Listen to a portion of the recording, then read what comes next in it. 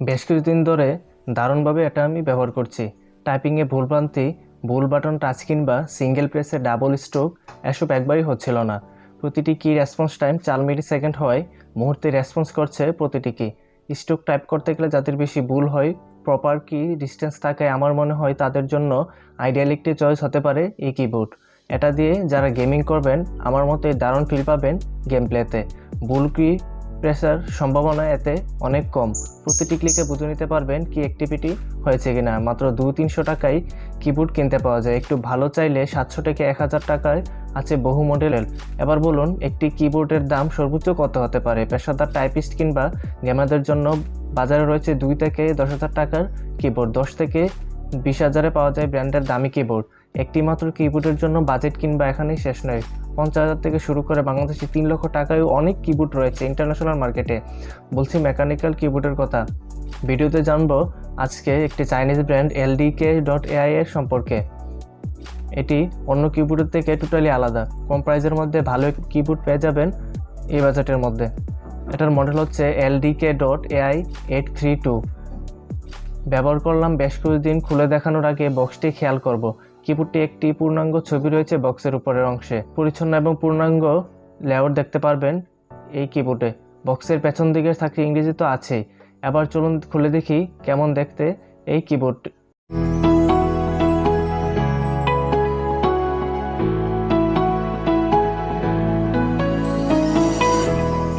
Keyboard box খুলতেই চোখ পড়বে দারুণ একটি ডেস্কটপ কম্পিউটার শিয়াল।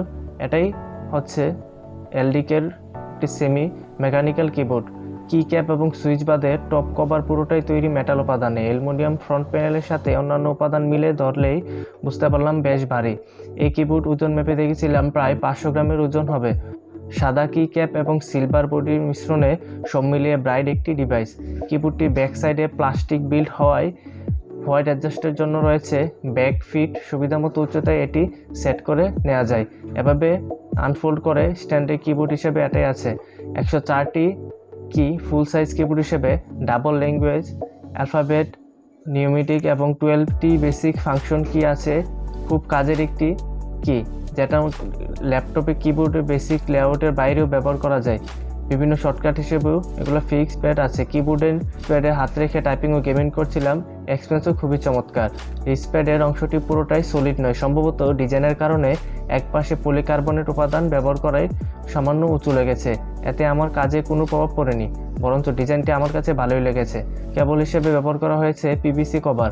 কেবলটির লেন্থ রয়েছে 15 মিটার, সব মিলিয়ে প্রায় 5 ফুট। কানেক্টের জন্য আছে টাইপ এ পোর্ট। ডেস্কটপের বাইরেও চাইলে ল্যাপটপ কিংবা OTG অ্যাডাপ্টার দিয়ে ফুল ফিচার সহকারে ব্যবহার করা যায় স্মার্টফোন এবং ট্যাবলেটে। চলুন এবার পাওয়ার অন করে দেখি কেমন লাগে। কানেক্টিভিটি অবস্থায় চমৎকার লাইটিং দেখা যাচ্ছে পুরো কিবোর্ড জুড়ে। প্রতিটি কি ক্যাপের নিচে আমরা দেখতে পাচ্ছি হালকা লাইটিং।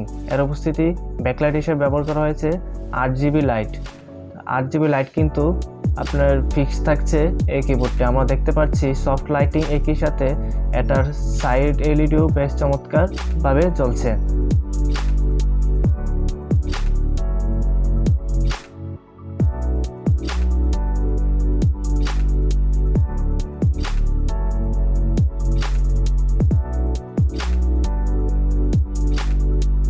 কিবোর্ডটির ডান পাশে আছে ব্র্যান্ডিংয়ের একটি লোগো। উপরের অংশ আছে লাইটিং, নাম লক, ক্যাপশন লক ইত্যাদি। কিবোর্ডের উপরে ডান পাশে আছে কালার কম্বিনেশন। এখানে ব্যবহার করা যায়। 8GB লাইটিং কিংবা লাইটিংয়ে থাকছে না কোনো ইফেক্ট। স্ট্যান্ডিং ব্যাকলাইটে কিবোর্ডে পাবেন ঠিক একই লাইটিং ও ব্র্যান্ডিংয়ে থাকছে একই রকমের 8GB লাইট। কি ক্যাপ উঠানামাই এটা মোটেও ডুমের উপর নির্ভরশীল নয়। প্রতিটি সুইচের মধ্যে স্প্রিং সহ কিছু মেকানিজম থাকায় ক্লিকি সাউন্ড শো স্টেপ নেয় মেকানিক্যাল উপায়ে। প্রতিটি সুইচ এমনভাবে ডিজাইন করা হয়েছে যে প্রায় 20% প্রেস হলেই ক্লিক হয়ে যায়, আবার ছেড়ে দিলে মুহূর্তেই চলে আসে। এবার সাউন্ড টেস্ট করি, শোনাবো কেমন সাউন্ড হয় এই কিবোর্ডটির।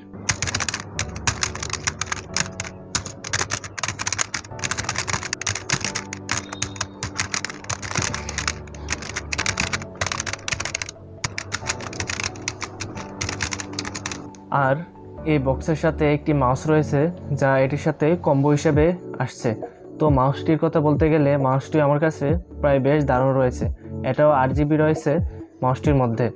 RGBগুলা লাইট আপনার টাচের উপরে নির্ভর করে ব্লিঙ্ক করতে থাকে। তাই আপনারা এই কিবোর্ডটি এবং মাউসটি ইউজ করে খুবই ভালো ধরনের একটি গেমিং ফিল পাবেন, অথবা আপনারা গেমিং না চাইলেও নর্মাল ইউজের জন্য ভালোভাবে রেসপন্স পাবেন এই কিবোর্ড এবং মাউসটি দিয়ে। আপনাদের কেমন লাগলো আমি জানি না, তবে বাজেট অনুযায়ী এটা আমার কাছে দারুণ লেগেছে। আমার মনে হয় মেকানিক্যাল কিবোর্ড কেউ একবার ব্যবহার করে নিজের জন্য অবশ্যই একটি খোঁজা শুরু করবে।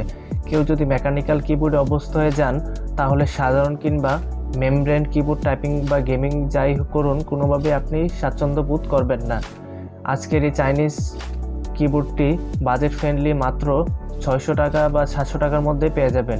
সত্যিকার মেকানিক্যাল কিবোর্ডের ফিল কিংবা কি প্রেসে দারুণ একটি অনুভূতি। এটার সুইচগুলো আমার কাছে কাস্টম মেড মনে হয়েছে, সুইচগুলো অনেকটাই মিলে যায়।